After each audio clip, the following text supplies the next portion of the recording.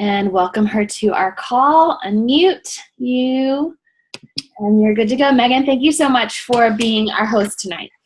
So I actually tailor this as to a lot of baby coaches because I know that there are a lot of new people on here, and I didn't want to come on here and be like, oh my God, my free group has 1,000 people in it, because it does. But that has taken a ton of time.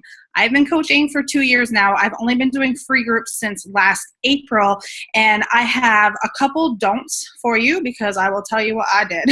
And then I have 6 do's, which is going to help you in more ways than one. So the first thing that I will tell you guys, you know what, fail forward. When I first started running groups, I saw everybody as a $sign, and I would get all these people in my group, and I would start out really nice and calm, and then by Wednesday, I was throwing Beachbody in their face. I would have my Shakeology. I was posting videos of Shakeology. I was posting the ones on how you can become a coach. I literally was just vomiting everything on them. And then I would do a call to action on Friday and nobody would join my group. And I'm like, but wait, I just did all this stuff for you. Why aren't you joining my challenge group? And it took me a long time to realize that this was not the way that you want to run groups. So from now on, I barely mention Beachbody coaching at all. They know that I'm a coach, but I don't mention Beachbody at all. That's a big don't. Another thing that you have to remember is that free groups take a lot of your time. You are going to be providing a ton of free value for people, and you're not going to get anything back. And this can be really discouraging because I spend a ton of time on free groups. I make all my content. I love on them. They could potentially, I don't know now, there could be coaches. I found coaches in my group. I found people that have other coaches in my group. I highly try to discourage that, and I try to tell them to go and reach out to their own coach and get in their own free groups. But a lot of times you're going to put a ton of value into this, and you're not going to get anything back right away. But that's what you want to be doing, is you want to be seeing them, showing up every day. You want to show up every day and have them see that. So those are my don'ts. Don't. And now I have 6 do's that are going to help you. They're going to help you in more ways than one. A lot of them, especially if you guys are baby coaches, you might be like, oh, I am not doing that. Trust me, you want to do it. It's going to actually in the long run help you out. So my first tip for you is you need to make your own content. You need to be selling Meghan Riley. You need to be selling Rachel. You don't want to just find some workout of somebody on YouTube and go ahead and just start posting that in your group, because people are going to be like, well, I can do this. Why do I need to join her group? I only run workout groups now. I don't know if you guys have seen, a lot of people will do clean eating groups. I've tried the clean eating and people would just get upset, and this person had food allergies and that person hated chicken. So I will just stick to the workout groups now, and then I will sprinkle in, I'll put some recipes, or I'll encourage people to post recipes. I find that the workout groups work a lot better than the clean eating groups. So Pinterest is an amazing place. If you want to go to Pinterest, I went tonight, we're doing butts and guts right now, and I typed in standing butt workout, and I got a bunch of workouts, and then I just filmed myself doing it, and I have my video for tomorrow. iMovie is really easy to edit stuff in. There's other free apps. I'm an iMovie girl, but you can do this right on your phone. Don't be scared. It shouldn't take that long to do, and then you have your content. So the second thing that I always do with my free groups is I find a lesson. Again, Pinterest, anything health and nutrition related. You want to be showing them, that water is good. You want to give them ideas on how to prevent sore muscles. A lot of people have never worked out before, and I always encourage that this is in all fitness levels. And if you have somebody that tried to do 50 squats and all of a sudden they're in all this pain and they don't understand why, and you teach them how to drink water and it's going to help them feel better, then they're probably not going to end up quitting your group. I really, really stress that it's in all levels, and don't push yourself. PicMonkey is great if you want to make your own content. Again, Pinterest sometimes has great stuff and nobody's names on it, and I want to save time, and I'll grab that and I'll put that graphic in and I'll just use it with my lesson. So this is an amazing opportunity. If you have never gone live before, Going live in your groups is going to up your skills. You can flounder a lot more in your groups. And to tell you the honest truth, people don't usually tune into live broadcasts in my groups. When I go live in my groups, people aren't usually paying attention. So even if you like screw it up that bad and nobody's paid attention, you can go and just like delete it really quickly. But honestly, going live is going to show them that, you know, you're here and you're present. Hold on, okay.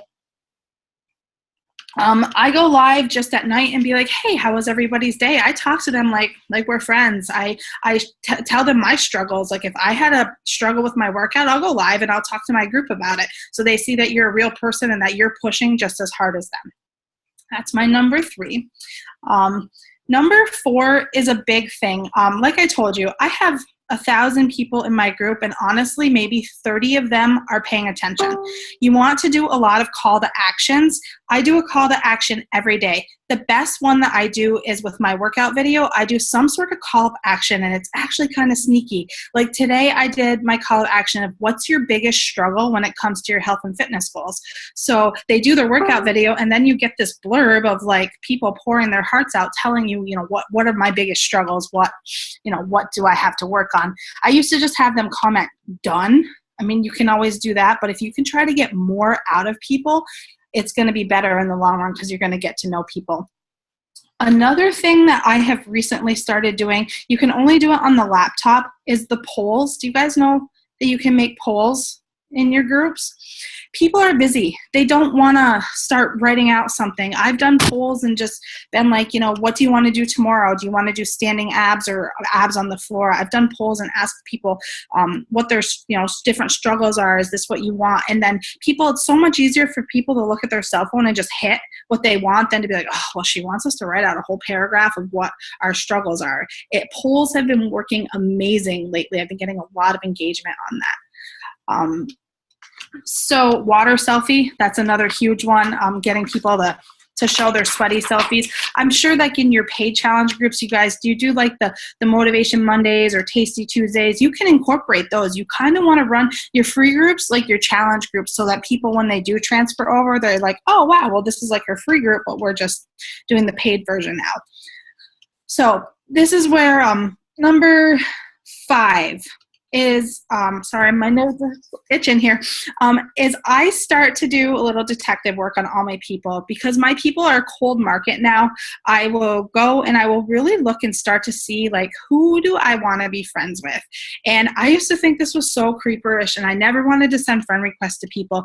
And I learned this in Facebook like training that we're doing. If you click on someone's profile that you're not friends with, and you click on their about section, you can see most stuff that they like. You can see the music, their books. You can see if you're going to genuinely connect with somebody.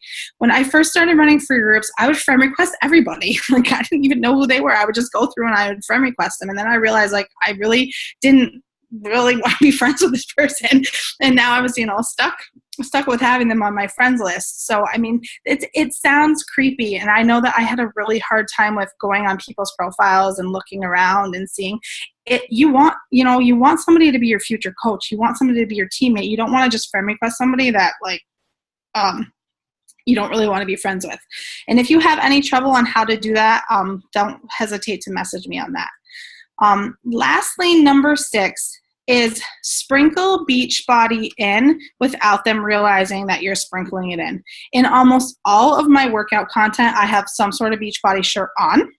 If I'm jumping on and I'm live, I will drink my water out of a Shakeology thing. I won't be all pressing my shake in their face, but I will have some sort of coach on. I will show them workouts. Like if you're doing Country Heat, I've been posting Country Heat and then being like, dance party on Friday, but I'm not like, join my group. I just show them. And a lot of people are like, well, what are you doing besides what we're doing? It really shows the interest out without being like, join my challenge. I did do some pretty significant call to actions on New Year's just because the new year, new me kind of thing. But I try really, really hard to not be all like, buy my stuff. So those are my 6 best tips on how to run the groups. And I'm going to tell you guys how I set up my group. Is it my ding that's doing that? Is it my computer dinging? I think it might be mine. Hold on. I thought I shut all my stuff off. Maybe not. All right, try now. Hopefully that goes away. Sorry. Okay, so this is how I set my groups up. I will make a flyer the week before and get it all set. If you don't know how to do that, PicMonkey is awesome for having to do that. And make sure that you're putting yourself on the flyers. I've seen other people put some person that's in great shape and take some stock photo. Again, you're trying to sell you. Make sure that you're showing you. And I will start inviting people up to a week before. The great thing is, if you're not good with your inviting skills, it's so much easier to reach out to somebody and be like, hey, join my free group, than it is to message somebody and be like, hey, you want to buy my product? I mean, it's so much easier to do that. You will see that a lot more people will be engaged with you too if you're saying free. And again, don't get discouraged. People, you will put so many people in your group and they're not going to do anything with it. It's okay. They're watching. Trust me, they're watching. I don't let anybody in. I will start inviting them and I will have them in, and it'll say member request. I don't let anybody in until that Friday. Yes, Word Swag is amazing. Amazing, amazing app. I don't let anybody in until that Friday because you don't want them to be sitting in the group and wondering, why nothing's happening. You want to, you only have that 5 days and people's attention spans are so short. So Friday, I get everybody in. And I immediately will go live. I will tell people my story. Because I'm doing cold market, I will tell people who I am, my weight loss journey. I will tell people that I'm a Beachbody coach, and that is a huge passion of mine. It is usually the only time that I will mention that I am a coach, so that they know that they're in with a coach. And I usually will do a separate thread for introductions. Post a selfie. Where are you from? Is this your first challenge? And then I always have people do something non-Beachbody related, like what's your favorite, bad snack or something, just to like break the ice. And I always try to encourage people to post selfies. A lot of times you're going to get people that have never done a workout program before. They're going to be self-conscious. They don't want to take a selfie and post it.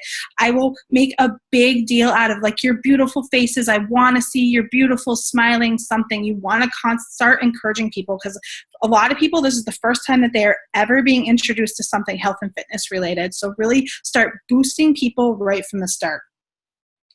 Then Saturday, I get into something a little more serious and I talk about my why. My why has always been to walk into the store, into Hollister, and buy something off the rack. And it's just always been that. I'm on a live call, just so you know. It's always been that. And it gets people to start seeing, like, are you going on vacation? Are you trying to be healthy for your kids? Do you need to get off blood pressure medicine? Do you need to do stuff? This is where you start to ask people to get a little bit more deep. And I also ask them to post a picture of themselves too. Usually they post their families.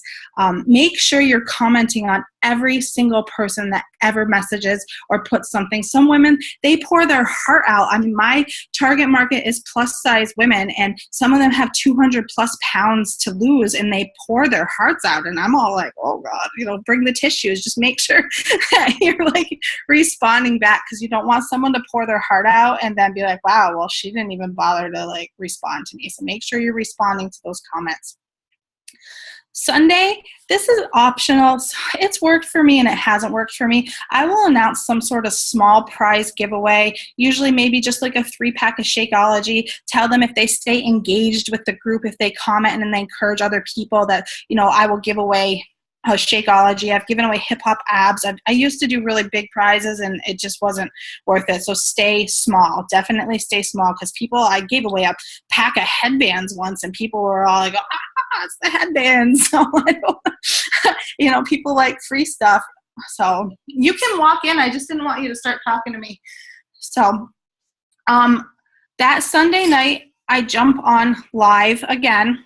Go out of your comfort zone, jump on live. I explain to them how the group works. I will schedule out all my workout posts for 5:30 in the morning. So if somebody is getting up early and they want to do it before, I don't have to get up, but they know that the post is always going to be there at 5:30 in the morning. I can't pronounce it. Hootsuite. There's 2 different ways. It's free. There's that one. Post Planner you have to pay for. It's the one that I use. It's very user friendly, but there's different apps that you can definitely schedule out. And I'll make sure you're not like scheduling out your whole week and then never checking back in, because I've heard of people doing that before. You definitely want to be engaged with them. Yeah, that one's great too. So that is it. And just remind people to engage and motivate. And at the end, you want to recognize people, recognize some rock stars, recognize people that are engaging. I always, crap, I should have said this before.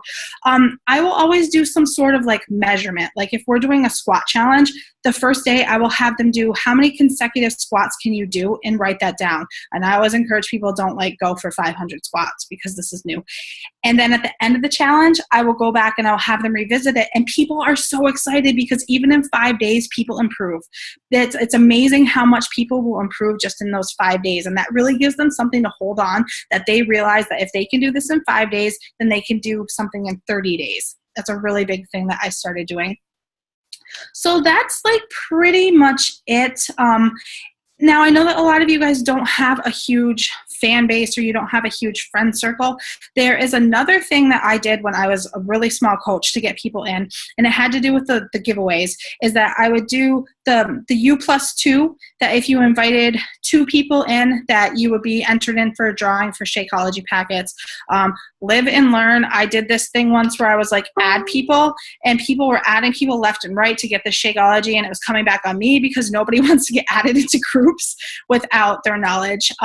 If you keep your group public until you close it, I usually will keep it public so people can see what's happening until you put it back to close on Monday. You can have them tag people. So be like, hey, tag 2 of your friends who you think are going to enjoy it. And then they have the choice to go ahead and add themselves. So there's there's some other things that you can do to get people like to come in. So that's about it, what I have. Does anybody have any questions? I know I definitely do. Jen, why don't you go first? So you typically just do a 5-day free group. Correct. I tried 10 days and I tried 21 days because this coach, Jessica, the fifth doula, she does 21-day challenges, and she, thought they were great. People tend to lose interest even after 7 days. And the way that I can tell is I can tell who can see the videos. And usually the first day I get like 100 people participating, and by day 2 I get like 20. Like it's a really, really big drop off. That's why you have to constantly like be keeping people engaged. But yeah, I only run 5 days.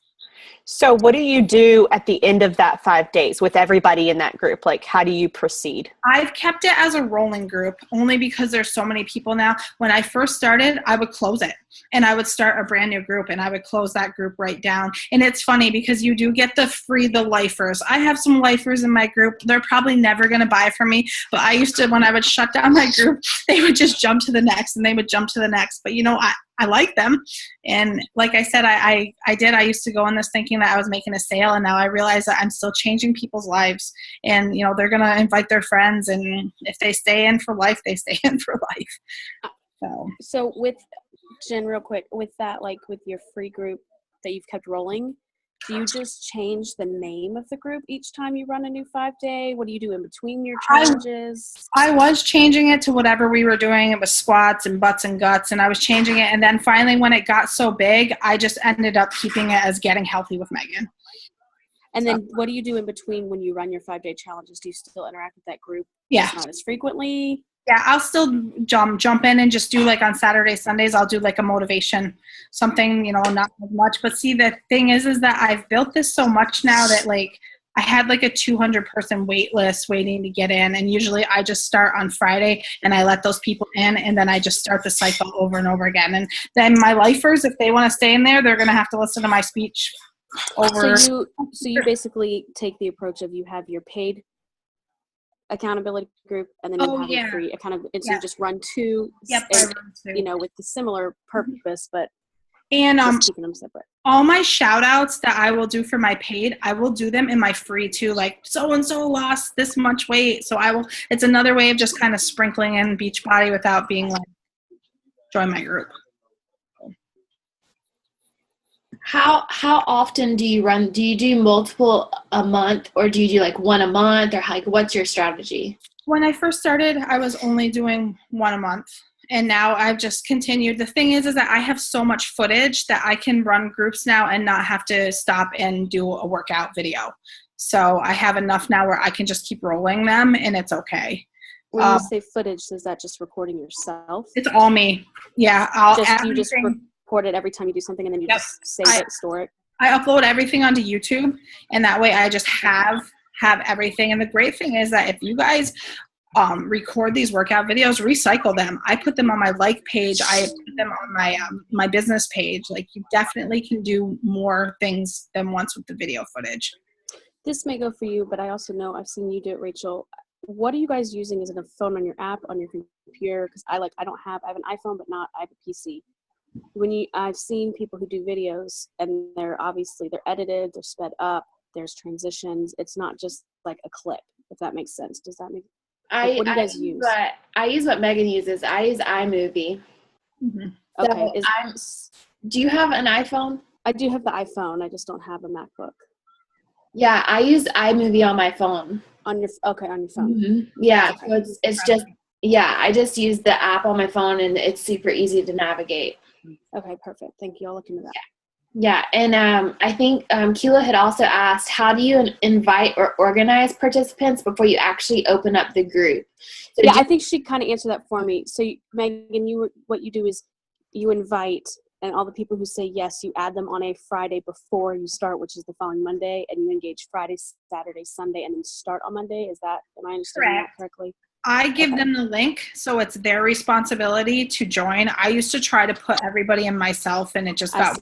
And then you just approve on Friday, mm-hmm. and then you do that beginning engagement, and then start your group Monday through Friday. And if you guys want to save times in your status updates, put the link to the group and just be like, hey, I'm having this, join here. Like, you don't even have to personally invite people. Okay. Again, you're running the risk that you're going to get some coaches and some, non-other people coaching. But at this point, it's helping. And I've actually had a lot in just this past month. I have had 3 people convert over that had coaches, and they just converted. So if anything, you're just adding value. I mean, there's so many coaches out there that don't. Or sometimes you have to find, we all have our style. So someone may not groove with the coach after a first month or 2 that they signed with, and they need somebody who can really inspire them on their level. If any of you guys want to come in and see how I run my group, I'll be more than welcome to open it up for you, and you guys can come on in and just see how I do it on a weekly basis. Yes, for sure. I also have a question about, so how, on average, is there an average time frame before your free group people convert to a paid challenger? Or is it, I know a lot of it is case by case, but is there, do you wait another month before you invite them to a paid group, or what's your strategy on that? I try to just, I've been doing it by month. I've been doing that because I struggled really hard with adding cold market people. And it's just this past month that I have really decided that I'm going to do this. And I have had people converting more since I've reached out to them and not talked about Beachbody, versus when I would send the whole copy paste. Hey, you were in my free challenge. Did you like it? Join my paid group. I did that. I was that person. So it's starting to pay off. It's really starting. Since I stopped trying to push Beachbody on people, more people are buying from me. That's awesome. So, you definitely have found your groove for sure. Mm-hmm. Have you ever done special, I know that you do specialty fitness groups. Have you ever done a non-health and fitness specialty free group before? No, I haven't tried that yet. I know that there's that word around the block is that a lot of people are doing if you're good at organizing, do a free group about organizing or things that's of that nature. I didn't know if you had tried that. I have not, so I don't know. I don't know, Megan. I could totally see you doing a piercing and tattooing group. It's not that would be totally different, but I just ran one that was photography. And I got over 50 people in that group, and we were just posting pictures every day. So it's... Well, and Jen, you should now have that as your rolling group to do a health and fitness. And all 50 people that are in there now are stuck. I love it. What is it? I can't pronounce your name. Is it Keela? Yeah. The way that I found my cold market is I did a separate training on how Facebook like pages, and it's taken since April, and I just have a really big following on my like page. But that's a whole nother yeah. Yeah, a whole nother call. Yeah. So, but that's why I find my market. But the U+2 is amazing. I mean, asking I like that idea your a lot. market to invite their friends, it works. Yeah, that's cool. Does anybody else have questions that they want to ask Megan? Katie? I was just wondering, so I started, I guess I didn't really understand a free group. I just started my first group ever. I've got a whole 5 people in there, but only one of them is not doing Beachbody. So I can't break it out to just, I feel like I can't just have Beachbody because they'd have 4 people. That'd be work. But one person for the just not doing Beachbody would be weird. Have you had any trouble when you mix the two? No, when I first started out, I ran a 5-day clean eating with workout, and people were in there from all different companies, and I didn't know any better. So I just let them happen. Just let them, because even if they're not doing a Beachbody product, they might see that yours is better and then convert over. Okay. Awesome. I'm going to stop the recording now.